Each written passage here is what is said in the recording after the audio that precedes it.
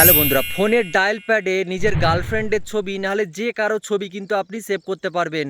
তা আবার কিন্তু ফুল এইচডি ফুল ওয়ালপেপার কিন্তু আপনি আপনার ফোনের ডায়াল প্যাডে কিন্তু সেট করতে পারবেন।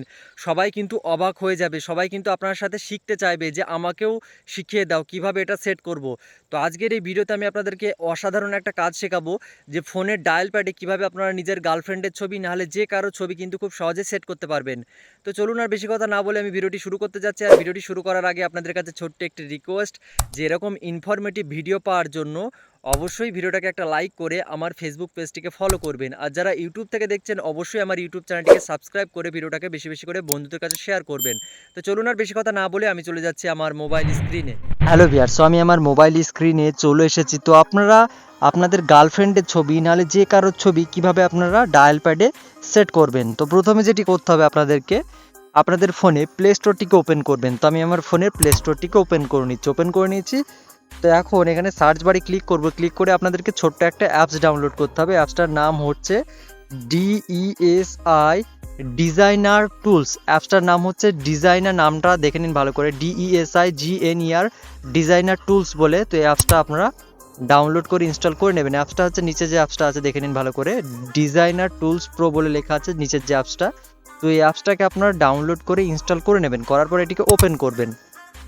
তো ওপেন করার পরে দেখবেন আপনাদের সামনে এরকম একটা পেজ শো হয়ে যাচ্ছে। তো এখানে দেখুন নিচের দিকে ডান দিকে মকআপ ওভারলে বলে লেখা আছে, মকআপ ওভারলে। তো আপনি কি করবেন, এই মকআপ ওভারলের উপরে একটা ক্লিক করবেন। ক্লিক করার পর এখানে উপরের দিকে আমার যেহেতু ছবি সেট করা আছে, আমি আগেই ছবি সেট করেছিলাম, সেজন্য দেখুন উপরের দিকে পোর্ট্রেট বলে লেখা আছে, ছবির উপরে দেখুন লেখা আছে পোর্ট্রেট, আর একটা লেখা আছে ল্যান্ডস্কেপ।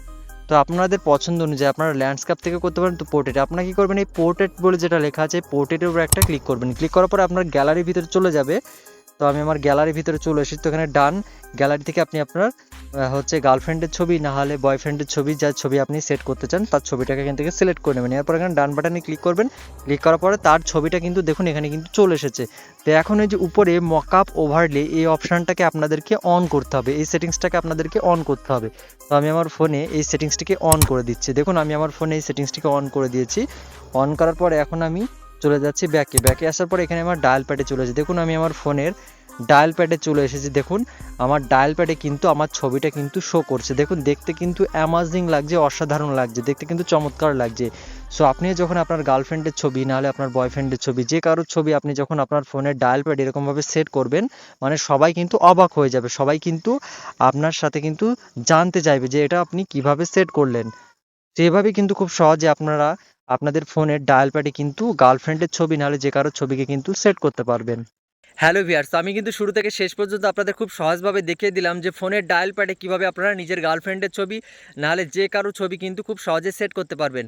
সো বন্ধুরা, এই ছিল আজকের ভিডিওটি কেমন লাগলো অবশ্যই কমেন্টে জানাবেন এবং ভিডিওটাকে বেশি বেশি করে বন্ধুদের কাছে শেয়ার করবেন। তো আজকের ভিডিওটা নিয়ে শেষ করছি, আবার দেখা হচ্ছে পরবর্তী কোনো হেল্পফুল কন্টেন্ট নিয়ে। ততক্ষণ নিজের খেয়াল রাখুন, সুস্থ থাকুন।